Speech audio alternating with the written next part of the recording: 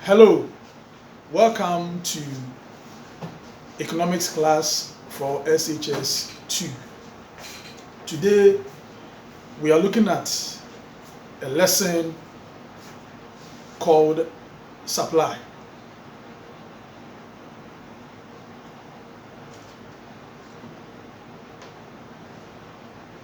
At the end of this lesson, I want you to mark yourself or turn your attention to the achievement of the following objectives. You should be able to explain the meaning of supply and then the law that drives it. You should also be able to construct supply schedule and supply curves. You should be able to distinguish between normal and abnormal supply situations, and then you will be able to also explain the factors which influence supply.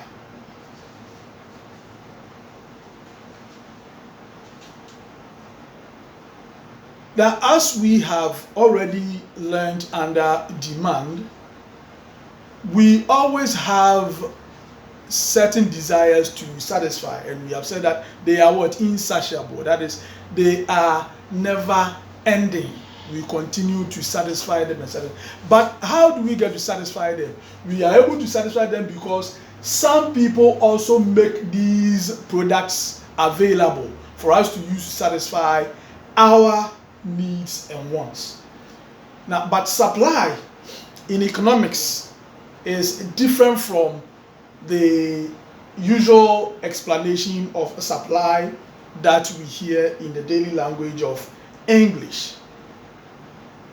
And this lesson is going to tell the difference. Now look at this picture very well.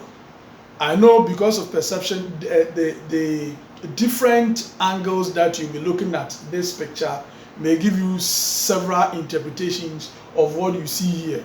But I want you to focus on just one thing.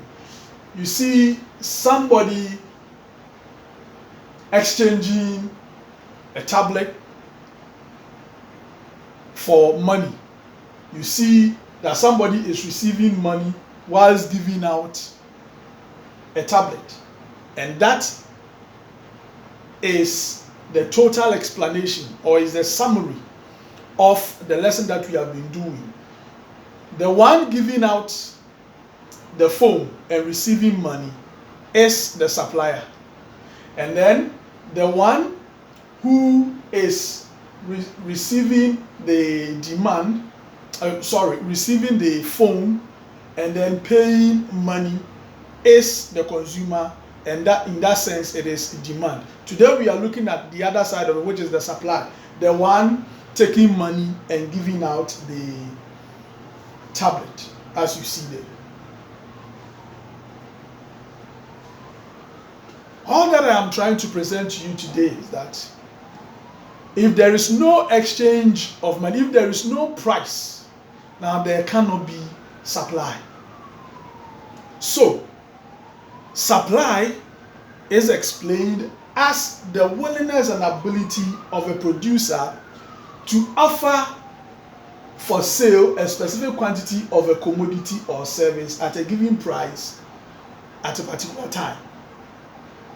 So like I said, if there is no exchange of money, if there is no price on a commodity, and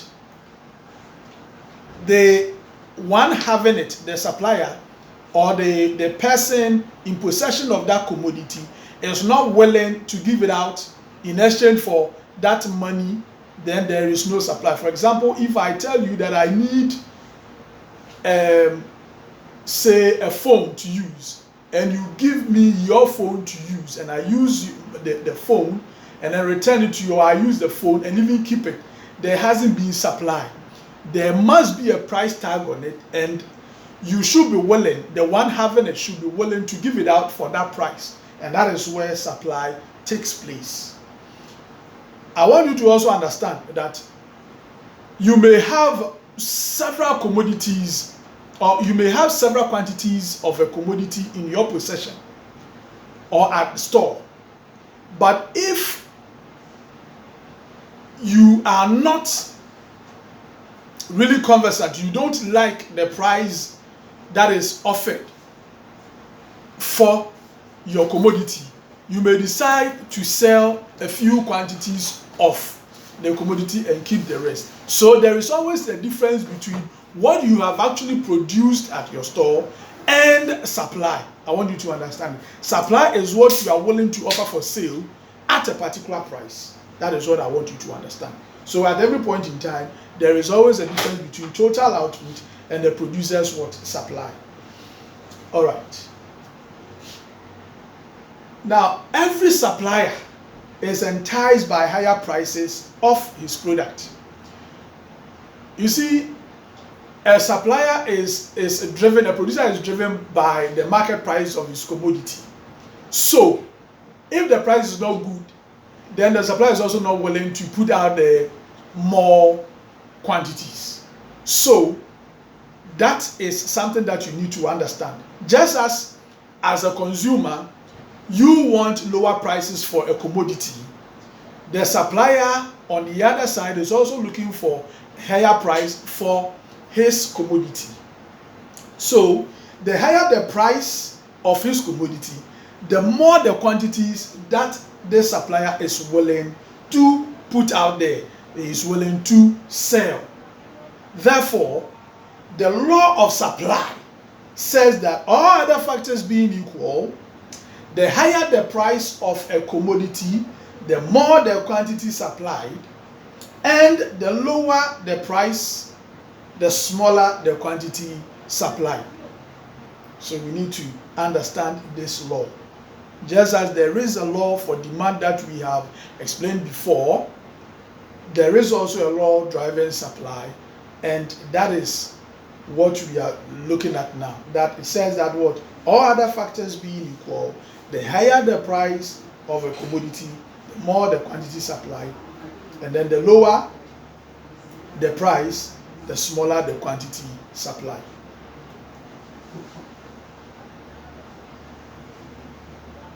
Now, moving forward, I want you to understand this. There is what we call a supply schedule. The supply schedule, if you look at the table I have there, I have this figure here I call what a hypothetical supply schedule for chicken. Now, this chicken, they has been packaged in cartons. Now, you look at the table and then you see two columns. And then the columns come with their titles. Now, the left column of the table has the price title, and then you have the right column also having the quantity title. So you look at the various prices and then the quantities that are supplied at the various prices. You see them there. You see that the price at the top is 50 Ghana cedis, and you see that 400 cartons of chicken are supplied at that price. When price reduces to 40 cedis, you realize that the quantities being supplied there has reduced to 300 cedis. It's telling you what I've already said, that the supplier is not pushed, is not enticed, is not lured, is not happy with the price, and therefore is reducing the quantity putting out there. So you see, when it comes to 30 cedis supply, quantity supplied is what, 200, and then you see 20 cedis and the quantity supplied is 100 cedis. You see these things on your screen. So that is what we call a supply schedule. It is basically a table that gives information about quantity of a commodity that is supplied at various price levels. That is what the supply schedule is all about. It is a table that gives information about the quantities that will be supplied at various price levels. So that is what. And the table, as I've already explained to you, is divided into columns, and then they all have what titles. One column has price, and then the other has what? Quantity supplied. And then you, under the columns, you have the various price levels, and then you have the quantity supplied levels.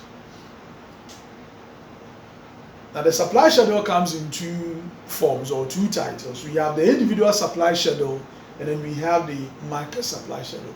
What I showed you can be discussed as the individual supply schedule. That is for one individual or individual A who is having that kind of supply schedule, and then we can have the individual supplier B who also have another side. And when you put them together, it gives you that market picture known as the market supply.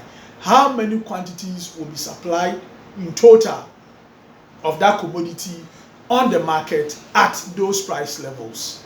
That is the market supply schedule.